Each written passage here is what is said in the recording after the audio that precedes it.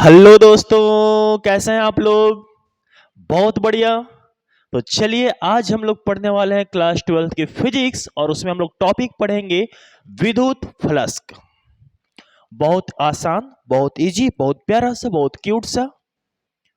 और अगर समझ गए तो आसान, और अगर नहीं समझ पाए तो कॉम्प्लिकेटेड टॉपिक भी है। जी हाँ, बिल्कुल।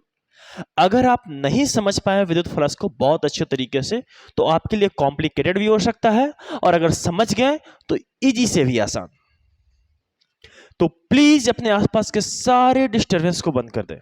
जी हाँ, आपके आसपास जितना भी डिस्टरबेंस है, आप किसी से डिस्टर्ब हो रहे हो तो आप उससे साइड कर दो। अगर फोन कॉल्स पे लगे हुए हो तो कुछ देर के लिए फोन को आप थोड़ा साइड कर दो और आराम से कॉपी और पेन लेकर बैठ जाओ। और जब भी ये वीडियो आप देखो तो प्लीज इस वीडियो को देखते वक्त आप अपना नोट्स हमेशा खुद से बनाया करो। मैं हमेशा बोलता हूं यह बात कि आप अपना नोट्स खुद से बनाओ, क्योंकि जब आप अपना नोट्स खुद से बनाएंगे तो आपके अंदर कॉन्फिडेंस आएगी, और सबसे बड़ी बात कि आपको इंटरेस्ट लगेगी फिजिक्स पढ़ने में। आपका जो फिजिक्स के प्रति जो प्रेम है ना, वो बढ़ेगा जब आप खुद से नोट्स खुद से अगर नोट्स बना के पढ़ेंगे तो हमेशा आप खुद का नोट्स ही पढ़ा करें और खुद से नोट्स बनाया करें। क्योंकि हो सकता है कि आपने किसी और का बनाया हुआ नोट्स पढ़ा और उस नोट्स में कुछ छोटी बातें जो है कि वो छूट गई हो, ना लिखा हो, और हो सकता है वो छोटी बातें आपके लिए बहुत इंपॉर्टेंट बात हो सकती है, इंपॉर्टेंट पॉइंट हो सकती है।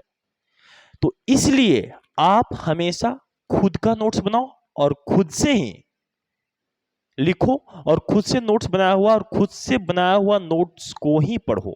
ठीक है, मैं बार बार ये बातें रिपीट करता हूं। तो प्लीज जो बच्चे मोह माया के चक्कर में पड़े हुए हैं, प्लीज उस इंद्रजाल से बाहर आ जाए। ठीक है, क्योंकि वो इंद्रजाल जिंदगी भर चलते रहेगा। आज गर्लफ्रेंड की मोह माया, कल बीवी की मोह माया, बचपन में मम्मी पापा का मोह माया, ये तो चलते रहेगा, लाइफ है। तो प्लीज उस मोह माया से बाहर निकलो, निकलो, निकालो अपने आप को उस मोह माया से। और चलिए प्यारा सा क्यूट सा टॉपिक जो आज हम पढ़ने वाले हैं उसका हेडिंग लगाते हैं।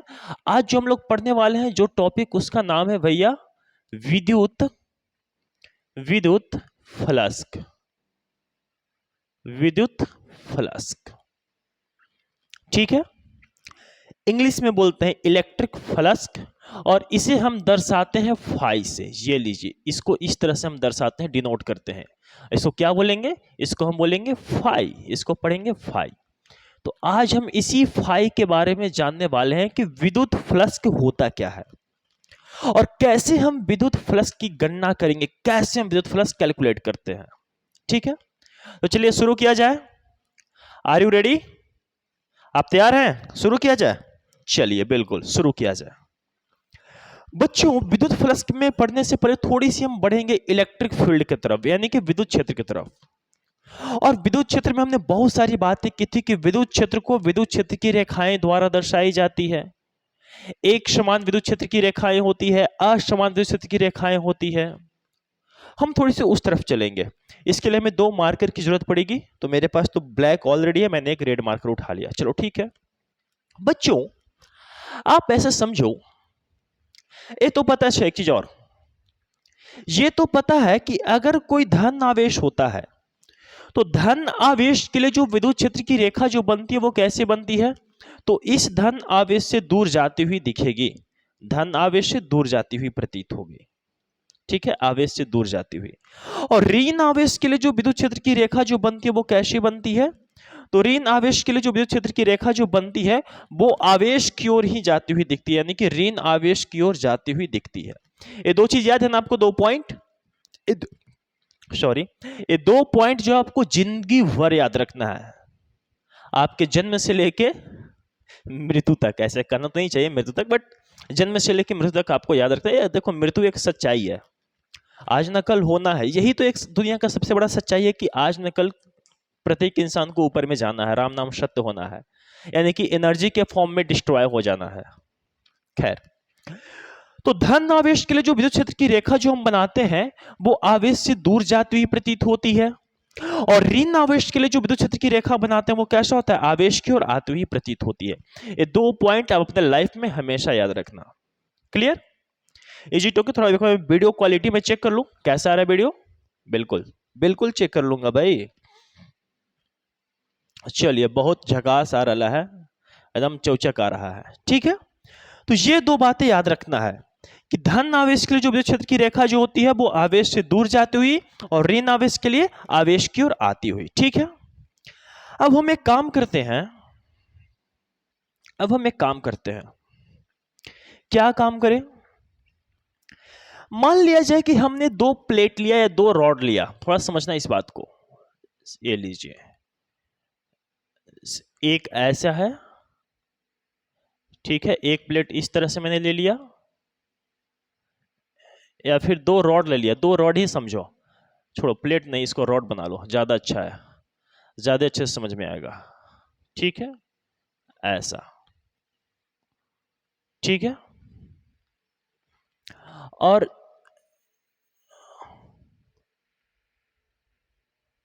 दूसरा रॉड मैंने यहां पर लिया। ध्यान से प्यार से समझो, एकदम प्यार से, मजा आएगा। जितने प्यार से समझोगे ना उतना ही ज्यादा मजा आएगा। हाँ सर, प्यार में तो मजा आता ही है, प्यार से अगर बातें करें तो मजा आता ही है। हाँ, रुम तर मस्ते मस्ते तररम। ये लीजिए, एक रॉड है, दूसरी रॉड है। अब इस लाइन को हम हटा देंगे, ताकि मैंने ये लाइन इसलिए बनाया ताकि दोनों एक ही हॉरिजॉन्टल लाइन पर हो। ठीक है, मेरा एक कॉल आ रहा है, मैं इस कॉल को थोड़ा ले लेता हूं क्योंकि इंपॉर्टेंट कॉल हो सकता है। फ्लिप फोन है।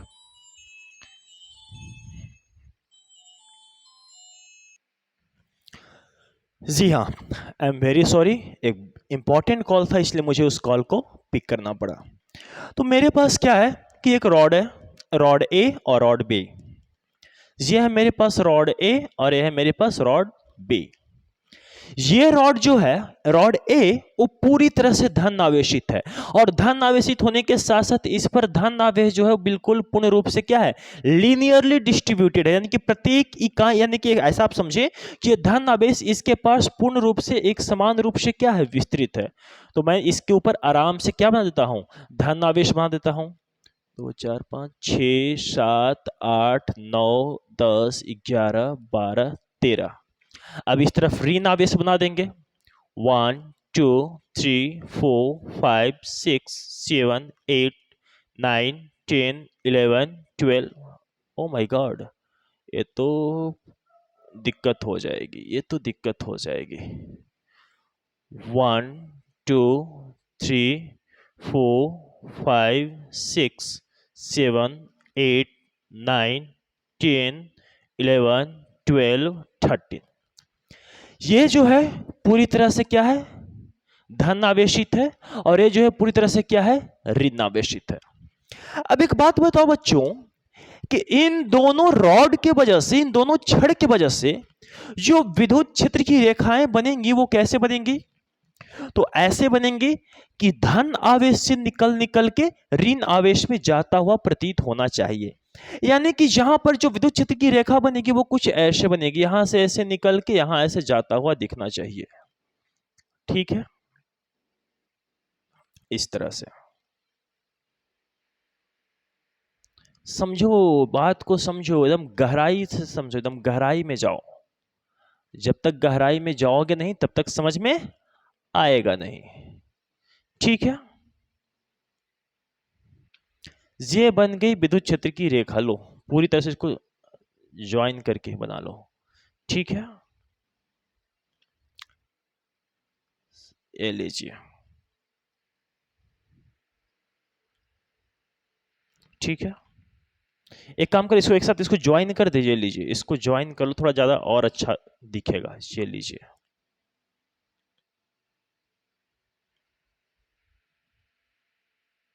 ये लीजिए। ये सब क्या है, ये सब विद्युत क्षेत्र की रेखाएं हैं। अब ये विद्युत क्षेत्र की रेखाएं कैसे होती हैं, तो धन आवेश से निकलकर ऋण आवेश की ओर जाती हुई प्रतीत होती है। धन आवेश से निकलकर ऋण आवेश की ओर जाती हुई प्रतीत होती है। तो साए साए धन आवेश से निकल रही है और साए साए ऋण आवेश की ओर जा रही है। कहीं कहीं रेखा मेरा थोड़ा टेढ़ा हो गया है, तो कोई बात नहीं, ऐसी भी रेखा थोड़ा टेढ़ी होती ही है ना। तो कोई बात नहीं, मेरा रेखा थोड़ा टेढ़ी हो गया है, तो आप जो अपना फिगर बनाएंगे कॉपी पर, वो आपका फिगर बिल्कुल स्ट्रेट लाइन होना चाहिए, ये जो रेखाएं हैं। अच्छा, अब यहां पे हमें एरो लगाना है कि विद्युत क्षेत्र कहां से कहां जा रही है। तो विद्युत क्षेत्र जो है वो धन आवेश से निकल निकल कर किधर की तरफ जा रही है, तो वो धन आवेश से निकल निकल कर ऋण आवेश की ओर जा रही है। और ये बन गया इलेक्ट्रिक फील्ड, ये बन गया दोनों रॉड के कारण विद्युत क्षेत्र बन गया। ठीक है, यानी कि आप ऐसे समझो, यहां से ऐसे खूब सारा विद्युत क्षेत्र की रेखाएं जा रही है, खूब सारा विद्युत क्षेत्र की रेखाएं जा रही है। अब हम एक काम करें, इन विद्युत क्षेत्र की रेखाओं के बीच में एक हम उधर से ऐसे पेपर लेके आए। आप ऐसे समझो कि अब हम इधर से एक पेपर लेके गए और इस पेपर को, कहां गया,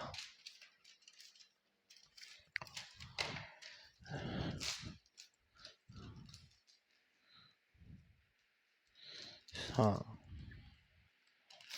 ये हो गया क्लियर। चलिए अब देखिए, तो ये है विद्युत क्षेत्र की रेखाएं, वो धन आवेश से निकल निकल के कहां जा रही है, ऋण आवेश की ओर जा रही है। और जब धन आवेश से निकल के ऋण आवेश की ओर जा रही है, अब हमने क्या किया कि इन रेखाओं को रोकने के लिए मैंने बीच में पेपर लिया और जाके ऐसे इसको लगा दिया।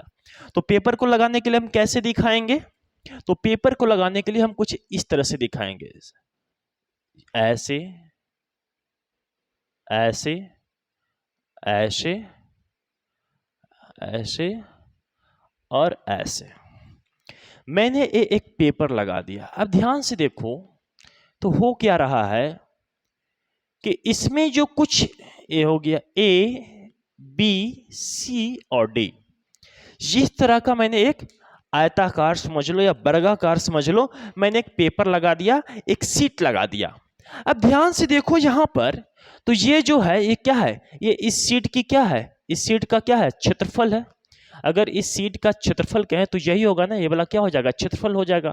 अब ध्यान से देखो, तो यहां पर जो बच्चों, यहां पर कुछ क्या हो रहा है कि यहां पर ऐसे विद्युत क्षेत्र की रेखा यहां से ऐसे निकल रही है और निकल के यहां से ऐसे क्या हो जा रही है, बाहर, यानी कि सॉरी, यहां पर ऐसे अंदर घुस रही है, यहां पर बाहर हो रही है, यहां पे ऐसे अंदर घुसी, यहां पे बाहर नहीं हुई, यहां पे अंदर घुसी, यहां पे बाहर निकली, यहां पे अंदर हुई, यहां पे बाहर बाहर घुस हो गई, यहां से फिर अंदर गई, यहां से फिर बाहर हो गई, यहां से फिर ऐसे अंदर गई, बाहर हो गई, अंदर हुई, बाहर हो गई, अंदर गई, बाहर। और इस तरह से, यानी कि अगर देखा जाए तो जो विद्युत क्षेत्र की जो रेखाएं हैं वो इस सीट से, इस पेपर से क्रॉस, यानी कि इस पेपर को क्रॉस कर करके क्या हो रही है, बाहर निकल रही है।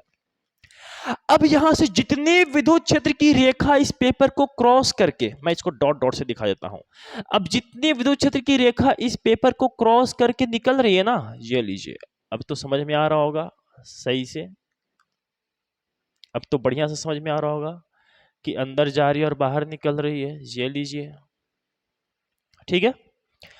अभी जितनी रेखाएं, जितनी विद्युत क्षेत्र की रेखाएं इस पेपर में घुस रही है अंदर की तरफ और दूसरी तरफ से निकल रही है, यही विद्युत फ्लक्स है।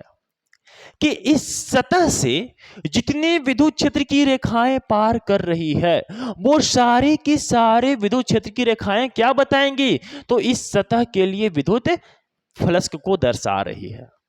यानी कि किसी सतह से जितने विद्युत क्षेत्र की रेखाएं गुजरती है वो क्या बताती है, तो वो उस सतह के विद्युत फ्लक्स को बतलाती है। यानी कि हम ऐसा लिख सकते हैं यहां पर क्या, कि सतह के क्षेत्रफल से गुजरने वाली विद्युत क्षेत्र की रेखाएं, विद्युत क्षेत्र की रेखाएं रेखाएं उस सतह के विद्युत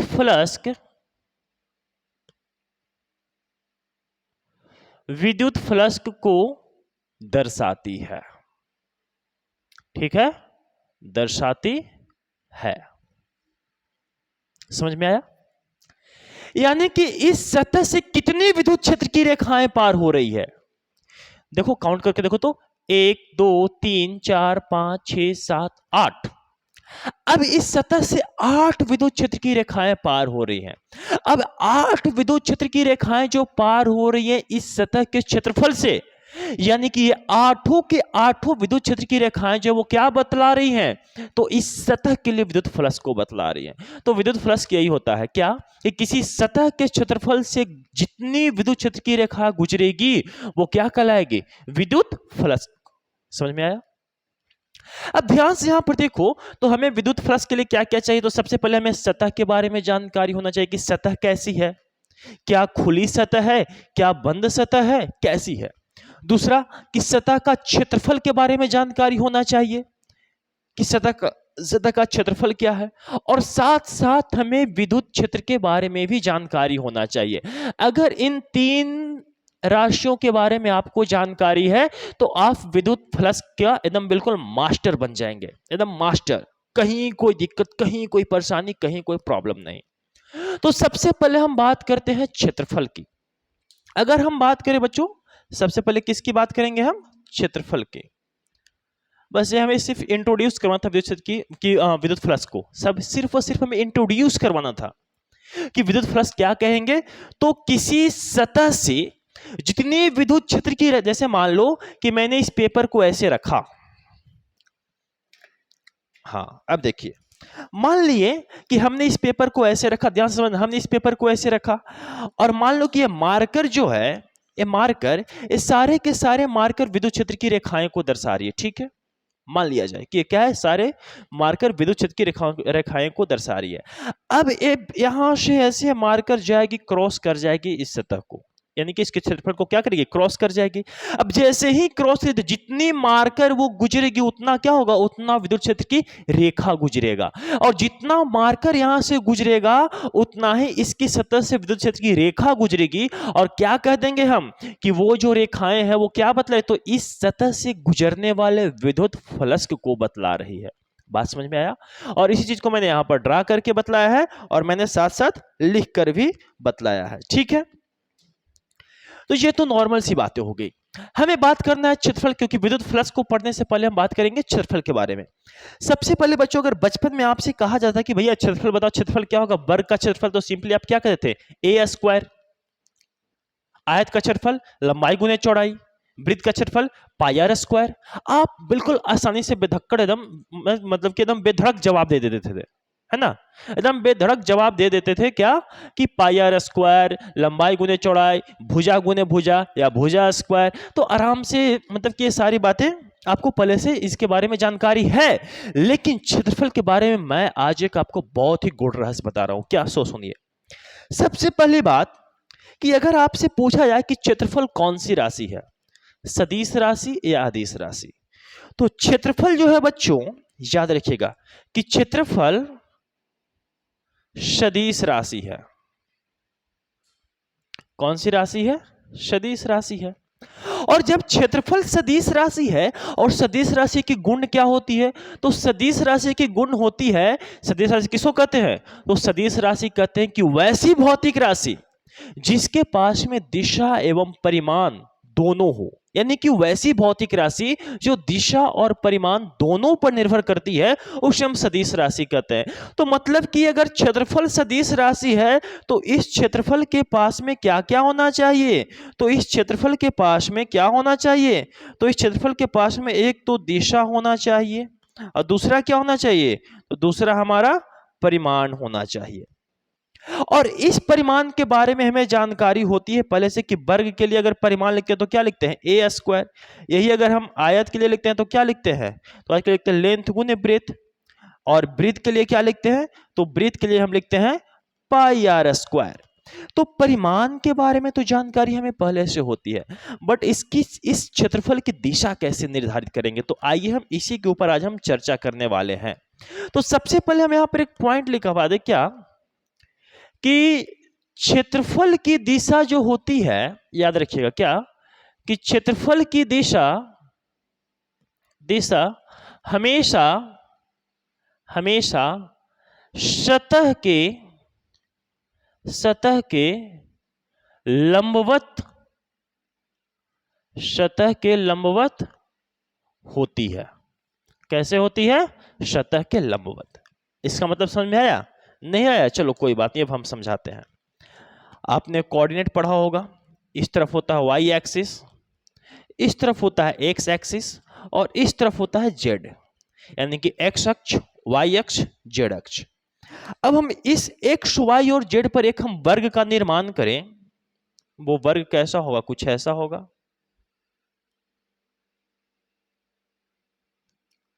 वर्ग, चलिए ठीक है। और इस वर्ग की भुजा मान लो कि ए है, ए है, ए है, ए है।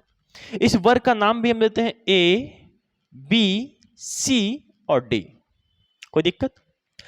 अब अगर आपसे कहा जाए कि इस वर्ग का क्षेत्रफल बताओ, क्या बताओ? कि वर्ग, वर्ग ए बी सी डी का क्षेत्रफल। तो वर्ग ए बी सी डी का क्षेत्रफल आप कैसे लिखेंगे? ये नहीं लिखेंगे, सिंपली आप क्या लिख देंगे कि भुजा गुने भुजा, और भुजा गुने भुजा तो एक भुजा ए, दूसरी भुजा भी है तो ए गुने, तो आप क्या लिखेंगे? ए स्क्वायर। सिंपली मैथमेटिक्स आप कर देंगे। लेकिन अगर आप इस हिसाब से देखें कि क्षेत्रफल एक सदिश राशि है, और इस व्यू से अगर आप देखें तो सदिश राशि को गुना करने के लिए हम क्या करते हैं? Cross product. और जब क्रॉस प्रोडक्ट से हम लिखेंगे कि भुजा गुने भुजा, तो एक काम करें, हम इसको मान लेते हैं वेक्टर ए बी और इसको मान लेते हैं वेक्टर बी सी। तो हम क्या लिखेंगे? लिखेंगे कि वेक्टर ए बी, क्षेत्रफल निकालने के लिए, वर्ग ए बी सी डी के क्षेत्रफल निकालने के लिए क्या करेंगे कि vector A B cross vector B C. अब जब vector A B cross vector B C करेंगे तो बताओ कि ए बी किसके बराबर? ए से बी ए के बराबर, और बी सी भी किसके बराबर? ए के बराबर। और जब क्रॉस हटता है तो क्या लगता है? Sine theta. तो साइन थीटा, तो देखो दो वेक्टर के बीच का कोण कितना है भैया? 90 डिग्री। तो यहाँ पे साइन कितना? 90 डिग्री। अब यहां से आ जाएगा ए गुने ए, तो ए स्क्वायर, और साइन 91 तो ए स्क्वायर इंटू 1, तो कितना आ जाएगा? ए स्क्वायर। तो हमने ये जो निकाला है, यहां पर ए स्क्वायर निकाला है, यहां जो ए स्क्वायर निकाला है, क्या निकाला है? तो मैंने यहां पर सिर्फ और सिर्फ क्षेत्रफल का परिमाण निकाला है। ये दोनों क्या है? तो ये दोनों सिर्फ और सिर्फ क्षेत्रफल का परिमाण है। अब हम कहें कि इस वर्ग ए बी सी डी के क्षेत्रफल की दिशा क्या होगी, या फिर ये जो सतह है ए बी सी डी और इसका ये जो क्षेत्रफल है, ध्यान से समझो, ये जो क्षेत्रफल है, इसके इस क्षेत्रफल की दिशा क्या होगी? आप इसकी दिशा कैसे निकाल सकते हैं? तो दिशा निकालने के लिए हमने क्या कहा है कि क्षेत्रफल की दिशा हमेशा सतह के लंबवत होती है। यानी कि आप ऐसे समझो कि यह एक वर्ग है और मैंने इसे एक्स और वाई अक्ष पर ऐसे मैंने रख दिया। अब इसकी दिशा इसके सतह की लंबवत। तो ये जो पेज है, ये जो कागज है, इस कागज के टुकड़े की सतह कौन सी है? ये वाली है। अब इसकी सतह की लंबवत हम कैसे रख सकते हैं? तो या तो हम ऐसे रखेंगे, तो यहाँ पे क्या हो जाएगा? 90 डिग्री का कोण बनेगा। समझ में आ रहा है? यहाँ पे 90 डिग्री का कोण बनेगा सतह के साथ में। तो अब ये जो मार्कर है इस कागज के सतह के लंबवत है। दूसरी बात, एक तो ये हो गया, इस मार्कर को हम ऐसे रखने के बजाय हम इसके पीछे भी, यानी कि इस तरीके से पीछे भी ऐसे हम रख सकते हैं। तो एक पीछे की तरफ भी हम इसको 90 डिग्री मतलब कि सतह के लंबवत रख सकते हैं। तो कहने का मतलब कि इस वर्ग के क्षेत्रफल की दो दिशा हो सकती है। कौन कौन सा? तो एक तो दिशा हो सकती है, कौन सा? तो एक तो हो सकती है, ध्यान समझने यहां पे, एक दिशा तो ऐसे हो सकती है पीछे की ओर, इस वर्ग के पीछे की ओर वेक्टर ए। और दूसरी जो है, दूसरी इस वर्ग की दिशा कैसे हो सकती है? तो दूसरी इस वर्ग की दिशा जो है वो हो सकती है आगे की ओर, यानी कि बाहर की ओर, वेक्टर ए। समझ में आया? अब पीछे की ओर होगा। अब हम यहां पर क्या करेंगे? तो यहां पर वर्ग ए बी सी डी का, एबीसीडी के क्षेत्रफल का दिशा लिखेंगे। तो दिशा लिखने के लिए क्या करेंगे? देखो यहां पे ध्यान से अगर देखो तो यहां पे सतह के साथ में कितना कोण बना रहा है? 90 डिग्री। अरे ध्यान से अगर आप देखो तो यहां पर सतह जो है, ये वाली जो लाइन है, ये वाली लाइन सतह के साथ में कितना कोण बनाएगा? 90 डिग्री। और यहां पर ये वाली लाइन सतह के साथ में कितना कोण बनाएगा? ये भी बनाएगा 90 डिग्री। यानी कि ये दोनों जो है, ये दोनों ये वाली दिशा और ये वाली दिशा क्या है, सतह के लंबवत है। अब देखो ये भी जा रहा है पीछे की तरफ जेड एक्सिस में और ये भी आ रहा है आगे की तरफ जेड एक्सिस में। तो एक काम करते हैं, आपको तो पता है दिशा लिखने के लिए क्या करते हैं, तो एक्स की तरफ हम क्या लेते हैं, तो एक्स की तरफ हम लेते हैं आई कैप वेक्टर में, और वाई की तरफ क्या लेते हैं, जे कैप, और जेड की तरफ क्या लिखते हैं, तो जेड की तरफ हम लिखते हैं के कैप। तो यानी कि अब इस ए स्क्वायर की जो दिशा लिखना है वो कैसे लिखेंगे, तो देखो अगर इसकी दिशा हम पीछे की तरफ इंक्लूड कर रहे हैं, पीछे की तरफ, तो क्या लिख देंगे, इसको हम लिख देंगे के कैप, ठीक है। और अगर हम इसकी दिशा आगे की तरफ ले रहे हैं तो हम क्या लिखेंगे कि ए स्क्वायर इंटू माइनस कैप, यानी कि ए स्क्वायर माइनस के कैप। तो इसकी ये दो दो दिशाएं हो गई, यानी कि क्षेत्रफल की कितनी दिशा हो गई, यहां पर इस वर्ग के लिए क्षेत्रफल की कितनी दिशा हो गई, दो दिशा। एक हो गया के कैप में और दूसरा हो गया माइनस के कैप में। और ऐसी सतह जिसकी क्षेत्रफल की दो दिशाएं होती है, ऐसी सतह जिसकी क्षेत्रफल की दो दिशाएं होती है, उस सतह को हम खुली सतह कहते हैं। क्या बोलते हैं, खुली सतह। देखो इधर से भी खुला है, पीछे से भी खुला है, कहीं से बंद है नहीं, और इसको हम खुली सतह कहते हैं, या फिर आप इसको द्विविमीय सतह भी कह सकते हैं। क्या कह सकते हैं, याद रखिएगा, इसको हम क्या कह सकते हैं, तो इसको हम कह सकते हैं खुली सतह, खुली सतह कह सकते हैं, या फिर इसको क्या कह सकते हैं, इसको हम कह सकते हैं द्विविमीय सतह कह सकते हैं। और अगर आपको द्विविमीय सतह या खुली सतह कहने में शर्म लगे तो आप इसको एक काम कीजिए, आप इसको खुला पृष्ठ या खुली पृष्ठ आप कह लीजिए, बहुत आसान, ठीक है। तो ध्यान रखिएगा, क्या हमको ध्यान रखने वाला है कि खुली सतह में या द्विविमीय सतह में या फिर खुली पृष्ठ में क्षेत्रफल की दो दिशाएं होती है। कितनी दिशा, दो दिशा, दो दिशा। हमेशा हमेशा ध्यान रखो क्या, कि द्विविमीय सतह में या खुली पृष्ठ में या खुली सतह में क्षेत्रफल की दो दिशा, एक के कैप में है तो एक माइनस के कैप में है। समझ में आया। और क्षेत्रफल की दिशा हमेशा कैसा रहेगा, तो सतह के लंबवत रहेगा, यानी कि सतह से 90 डिग्री के कोण पर रहेगा। समझ में आया। जल्दी से स्क्रीनशॉट ले, फिर हम आगे की बात करते हैं। स्क्रीनशॉट करें, चलिए हो गया, स्क्रीनशॉट कर लिए, बहुत अच्छा। अब नेक्स्ट, तो समझ में आ गया कि क्षेत्रफल कौन सी भौतिक राशि है, सदिश या अदिश, तो आप क्या जवाब देंगे कि सदिश राशि है। अगर आपसे कोई पूछे कि क्षेत्रफल की दिशा कैसे निर्धारित करती है, तो हम क्या कहेंगे कि क्षेत्रफल की दिशा जो होती है वो सतह के हमेशा लंबवत होती है।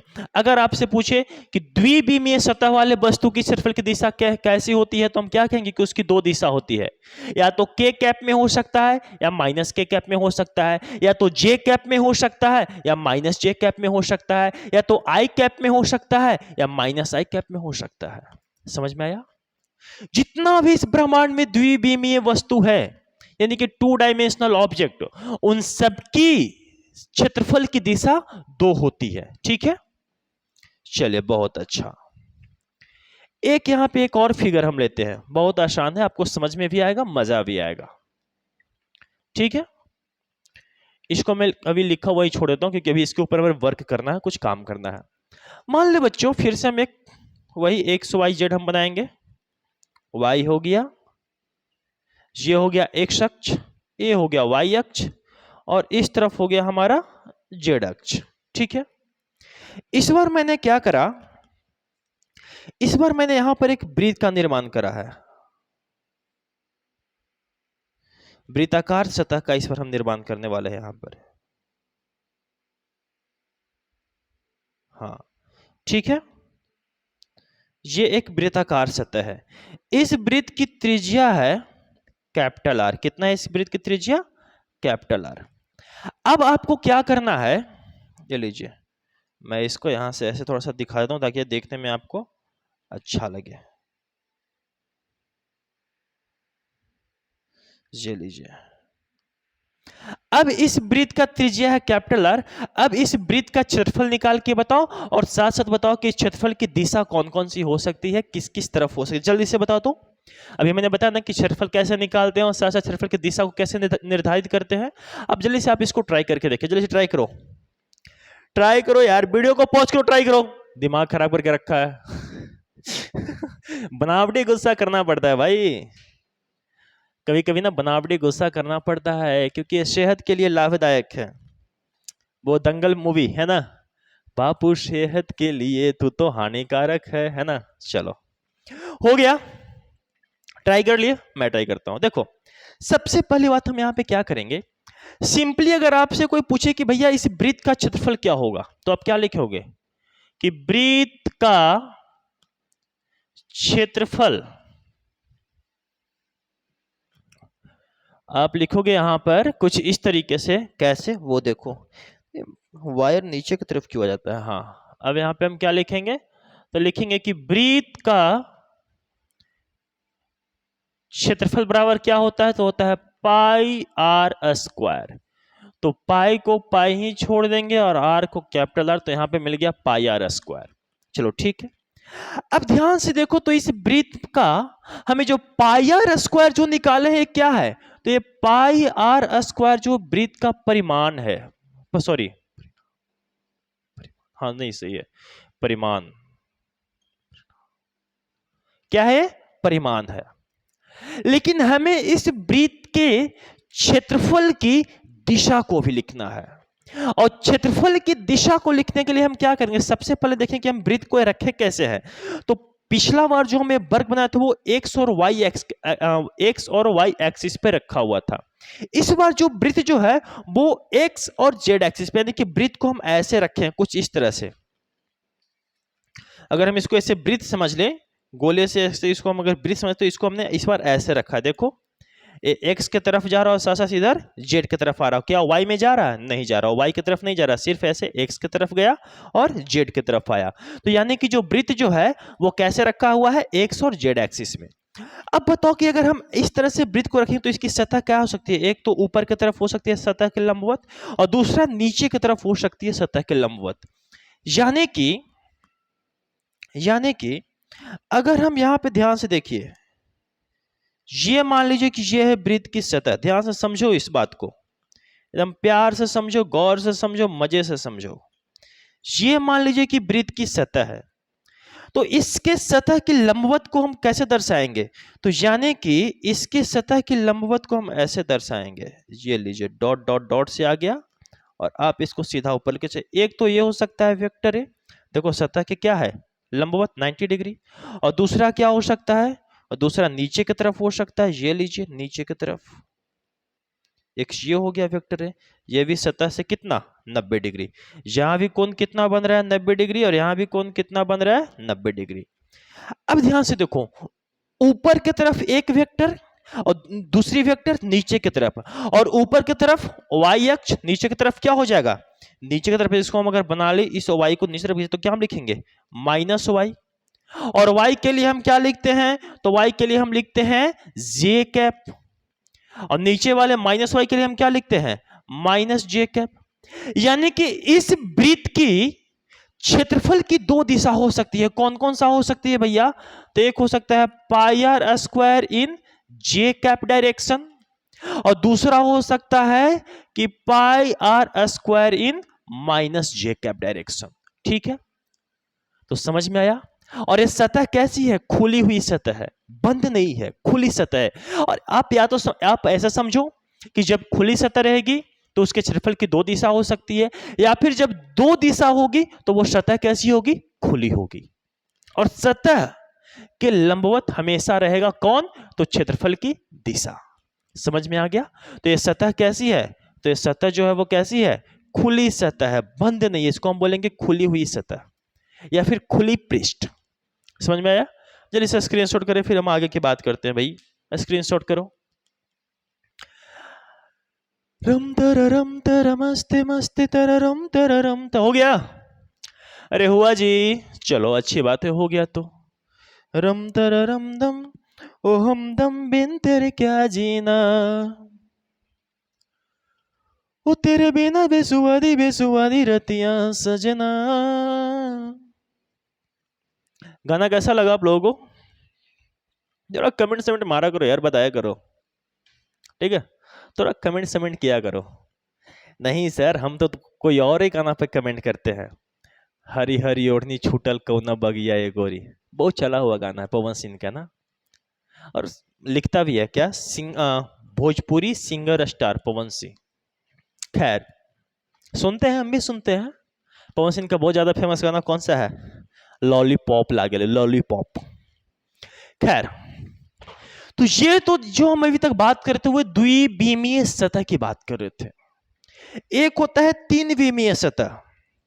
अब जो हम बात करने वाले हैं कैसी, तीन विमीय, तीन विमीय सतह। और तीन विमीय सतह को हम एक और नाम, इसको थोड़ा और छोटा लिखते हैं बढ़िया से, एकदम चकाचक करके चौचक लिखते हैं एकदम। ये एक होता है भैया तीन विमीय सतह, तीन विमीय सतह। इंग्लिश में इसको हम बोलते हैं 3D सरफेस, ठीक है। अगर आपको तीन विमीय सतह करने में शर्म लगे, हमें और छोटा लिखना पड़ेगा। चलो हेडिंग लगाना। तो एक होता है तीन विमीय सतह, एक और होता है क्या बोलते हैं इसको हम, तीन विमीय सतह, ठीक है। अगर आपको तीन विमीय सतह करने में शर्म लगे तो आप इसको एक और नाम दे सकते हो क्या, तो आप इसको नाम दे सकते हो क्या, बंद सतह। यानी कि हर तरफ से क्या होगा, बंद होगा। और आपको यह बंद सतह करने में भी शर्म लगे, एकदम शर्म से पानी पानी हो गई हो अगर हो जाओ, तो क्या इसको नाम दे सकते हो, आप इसको बंद पृष्ठ भी कह सकते हो। क्या कह सकते हो आप इसको, बंद पृष्ठ। तो आपको तीन विमीय सतह आप इसको कह सकते हैं, या फिर आप इसको बंद सतह कह सकते हो, या फिर आप इसको बंद पृष्ठ कह सकते हैं। तीन विमीय सतह की गुण क्या है वो थोड़ा हम लिख देते हैं यहाँ पे। सबसे पहले पॉइंट को लिख देते हैं, इसके बाद फिर हम फिगर से दिखाएंगे, समझाएंगे, दर्शाएंगे, बताएंगे, ठीक है। चलिए अच्छी बात है। कहता है बच्चों कि तीन विमीय सतह, तीन विमीय सतह में क्षेत्रफल की दिशा, क्षेत्रफल की दिशा हमेशा, हमेशा सतह के लंबवत, पहला बात सतह के लंबवत, ये तो इंपॉर्टेंट है ही, एवं एवं बाहर की ओर। अब ये बात आ गई कि सर ये बाहर की ओर क्या होता है, इसको अभी समझाएंगे हम। एवं बाहर की ओर होती है। अब बच्चे सोच रहे हो कि सर सतह के लंबवत तो हम अभी तक समझ गए थे, वो तो ठीक था, आसान था, बहुत इजी था, लेकिन ये बाहर की ओर क्या होता है। तो बाहर की ओर और अंदर की ओर इसको समझो। कैसी सतह की बात कर रहे हैं हम, तीन विमीय की। इसका एक और नाम क्या है, बंद सतह, और एक और नाम क्या है, बंद पृष्ठ। और एक चीज और ध्यान से सुनो, बहुत इंपॉर्टेंट है ये, बहुत इंपॉर्टेंट, इसको ध्यान से समझना भाई, ध्यान से समझना है, बहुत इंपॉर्टेंट एकदम। VVI है। क्यों VVI है, क्यों इतना इंपॉर्टेंट है, क्योंकि इसको फिर हम गॉस लॉ में पढ़ेंगे। जब हम गॉस प्रमेय जब पढ़ेंगे ना, तो उसमें इसका पूरा जिक्र होगा। पूरी गॉस लॉ इसी पर स्थित है, तीन विमीय सतह पर। पूरी गॉस लॉ का सॉल्यूशन हम इसी तीन विमीय सतह या बंद सतह या फिर आप बंद पृष्ठ कर लो, इसी से हम करने वाले हैं, ठीक है। चलिए, कहता है कि तीन विमीय सतह में क्षेत्रफल की दिशा हमेशा सतह के लंबवत एवं बाहर की ओर होती है। तीन विमीय सतह करने का मतलब क्या, अभी तक द्विविमीय सतह थी जिसमें सतह कैसे, एक तो x और दूसरा y की तरफ था। अब ये तीन विमीय सतह यानी कि वो x की तरफ भी रहेगा, y की तरफ भी रहेगा, और साथ साथ z की तरफ भी रहेगा, ठीक है। तो तीन विमीय सतह में सबसे पहले हम क्या बना ले, सबसे पहले हम बना लेते हैं, एक काम करते हैं, सबसे पहले हम बना लेते हैं एक सिलेंडर, नहीं एक सिलेंडर बना ले, एक क्यूब बनाते हैं, थोड़ा बड़ा क्यूब बनाएंगे हम, ध्यान से समझना।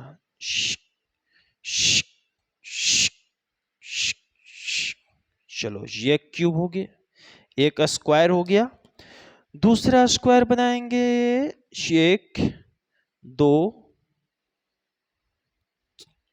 3 और एक 4।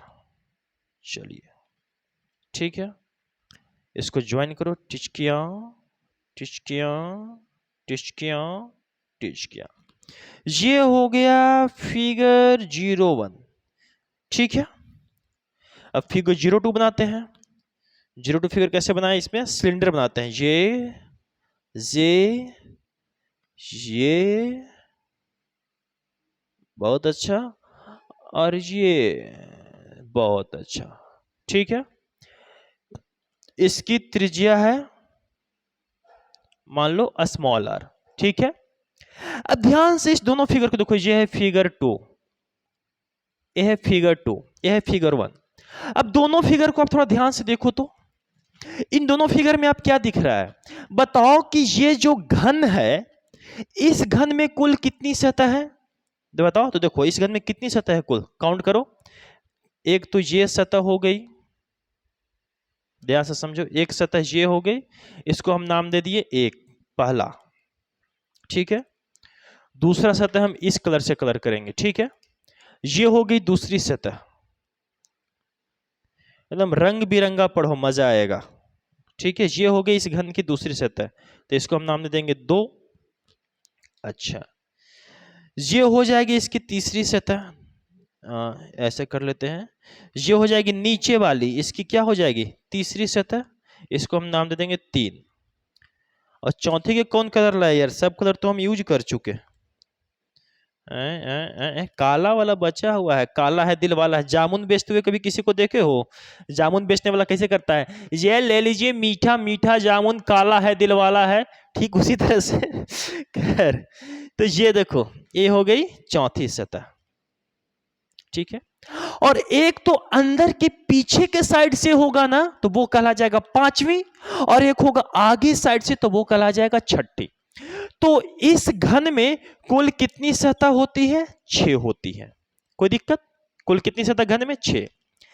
अब ध्यान से देखो, हम अगर इस सतह के लिए अगर हम क्षेत्रफल की दिशा बनाए तो कैसे लिखेंगे? एक तो ऊपर की तरफ हो जाएगा वेक्टर ए, देखो सतह से 90 डिग्री पर यहां पर, और दूसरा अंदर की तरफ हो सकता है वेक्टर ए। ठीक है, ये भी सतह से 90 डिग्री पर। कोई दिक्कत? दूसरी की बात करें तो अगर इसके दूसरी सतह की अगर क्षेत्रफल की दिशा बनाए तो ये एक तो बाहर की तरफ ऐसे हो सकता है वेक्टर ए, और दूसरा अंदर की तरफ हो सकता है वेक्टर ए। कोई दिक्कत? अगर हम तीसरी सतह के लिए हम बनाएंगे तो तीसरी सतह जो है इसमें भी एक बाहर की तरफ हो सकता है वेक्टर ए, और एक अंदर के तरफ भी हो सकता है वेक्टर ए। ठीक है, और चौथी सतह के लिए अगर हम बताएं क्षेत्रफल की दिशा, तो इसके लिए भी एक बाहर की तरफ एक हो सकती है वेक्टर ए, और एक अंदर की तरफ हो सकती है वेक्टर ए। अब ध्यान से देखो, तो हमें अब एक चीज और, ये कैसी है? देखो चारों तरफ से बिल्कुल बंद है, इधर से भी एक सीट लगा हुआ है, इधर से भी एक सीट लगा हुआ है, इधर से भी एक सीट लगा हुआ है, नीचे से भी लगा हुआ है, पीछे से भी लगा हुआ है, और आगे से भी लगा। ऐसा समझ लो कि एक कमरा है, और कमरे के अंदर कौन है, क्या है, किसकी गर्लफ्रेंड है, किसका बॉयफ्रेंड है, कौन जान रहा है? कुछ नहीं पता। तो ठीक इसी तरह से घन चारों तरफ से क्या है? बंद है, और इसीलिए हम इसको बोल दे कैसी सतह? बंद सतह, या फिर बंद पृष्ठ। और 3B में देखो, 3B में का मतलब क्या हुआ? मतलब कि अगर इस वाले लाइन को हम इस तरफ ऐसे बढ़ाएं तो क्या हो जाएगा? x अक्ष। इसको ऊपर की तरफ बढ़ा लो तो ये क्या हो जाएगा? y अक्ष। और इस वाले लाइन को अब बढ़ा लो, इस वाले इस लाइन को आगे बढ़ा तो ये क्या हो जाएगा? ऐसा तो इसको इस तरफ कर, एक काम कर, इसको इस तरफ करना चाहिए था, बट आप थोड़ा कुदरत के समझो, क्या हो जाएगा? z अक्ष। तो x y z तीनों, x y z तीनों पे एग्जिस्ट कर रहा है, तो ये कैसी हो जाएगी? 3B में सतह। अब कहता है क्या कि इस 3 विमीय सतह में सतह तो हमेशा 90 डिग्री पर ही होगा, हमेशा हर जगह पर क्या होगा, तो सतह के लंबवत होगा, क्षेत्रफल की दिशा हमेशा हर जगह पर सतह के लंबवत तो हो रहा है, लेकिन जो बाहर की ओर जो है, जो बाहर की ओर है उसी को सिर्फ हम कंसीडर करेंगे, यानी कि ये जो भी अंदर की ओर जो हमें बनाए हैं ये सब के सब कहानी क्या हो जाएगा, गोल हो जाएगा। तो इसमें जो है 3 विमीय सतह या बंद पृष्ठ में क्षेत्रफल की दिशा हम कैसे कंसीडर करेंगे, तो बाहर की तरफ, यानी कि ये वाला सही है, ये भी बाहर की तरफ है तो सही है, ये भी बाहर की तरफ है तो सही है, और ये भी बाहर की तरफ है तो सही है।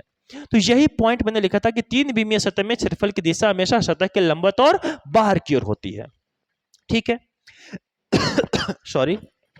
अब इसी तरह से इसमें देखो, यहां पर देखो तो इस सिलेंडर में एक तो सतह ये हो जाएगी, दूसरी सतह कौन सी हो जाएगी, तो दूसरी सतह ये वाली होगी, ये वाली होगी, और तीसरी कौन होगी, तो ये वाली, यानी कि पहली सतह अगर ये है, दूसरी ये है, तीसरी ये है और चौथी ये है। तीसरी और चौथी दोनों कैसी है, दोनों जो है वो वक्र सतह है। तीसरी और चौथी दोनों कैसी सतह है, वक्र सतह है। लेकिन पहली और दूसरी दोनों कैसी है, दोनों जो है बिल्कुल प्लेन है, प्लेन यानी कि वृत्ताकार प्लेन है। ठीक है, अगर हम पहली और दूसरी के लिए बनाएं तो पहली के लिए पहले बनाओ, तो पहले के लिए क्या हो सकता है, तो पहला के लिए फिर एक ऊपर की तरफ हो सकता है वेक्टर, एक नीचे की तरफ हो सकता है वेक्टर। दूसरा के लिए बनाओ तो दूसरा के लिए क्या हो सकता है, तो एक बाहर की तरफ हो सकता है वेक्टर, एक अंदर की तरफ हो सकता है वेक्टर। तीसरा के लिए बनाओ तो तीसरा के लिए भी एक बाहर की तरफ हो सकता है वेक्टर, और एक अंदर की तरफ भी हो सकता है वेक्टर। चौथा के लिए बनाओ तो इसके लिए भी एक बाहर की तरफ हो सकता है वेक्टर, और एक अंदर की तरफ हो सकता है वेक्टर।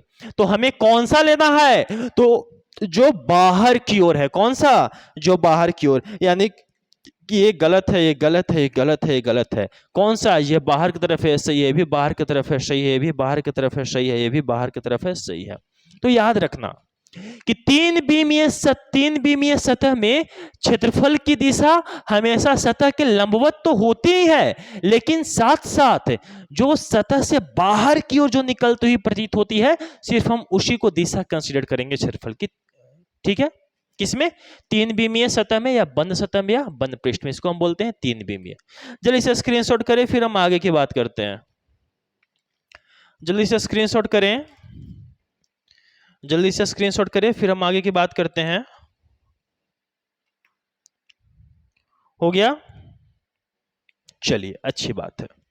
तो ये तो था भैया क्षेत्रफल के बारे में इंट्रोडक्शन, कि क्षेत्रफल क्या है, क्षेत्रफल की दिशा को कैसे निर्धारित किया जाता है, द्विविमीय सतह में क्षेत्रफल की दिशा को कैसे निर्धारित करते हैं, और 3 विमीय सतह में क्षेत्रफल की दिशा को हम कैसे निर्धारित करते हैं। ये सब टर्म एंड कंडीशन अप्लाई हुआ किस में, विद्युत फलक में। अब हम आते हैं फाइनली किसके ऊपर, तो अब हम बात करेंगे सीधा सीधा विद्युत फलक के बारे में। अब हम आ गए हैं लाइन पर। अब आया ऊंट पहाड़ के नीचे, अब आया ऊंट पहाड़ के नीचे मतलब क्या, कि अब हम आए हैं मेन टॉपिक पर। टाइम हो गया है 8:15, ठीक है, रात के 8:15 है ना, खैर कोई बात नहीं, चलो अब हम आए हैं कुल मिला के किसके ऊपर, विद्युत फ्लक्स के ऊपर। तो विद्युत फ्लक्स में एक तो क्या क्या था, एक सतह के बारे में जानकारी हासिल करनी थी, दूसरी क्षेत्रफल के बारे में जानकारी हासिल करनी थी, और तीसरा विद्युत क्षेत्र के बारे में। तो विद्युत क्षेत्र के बारे में तो हमें पहले से जानकारी थी, सतह और क्षेत्रफल के बारे में आज जानकारी मिल गई, और अब तीनों के बारे में जानकारी हुई, यानी कि अब हम विद्युत फ्लक्स को समझने के लायक हो चुके हैं। ठीक है, तो सबसे पहली बात आती है कि विद्युत फ्लक्स की डिफिनीशन। ठीक है,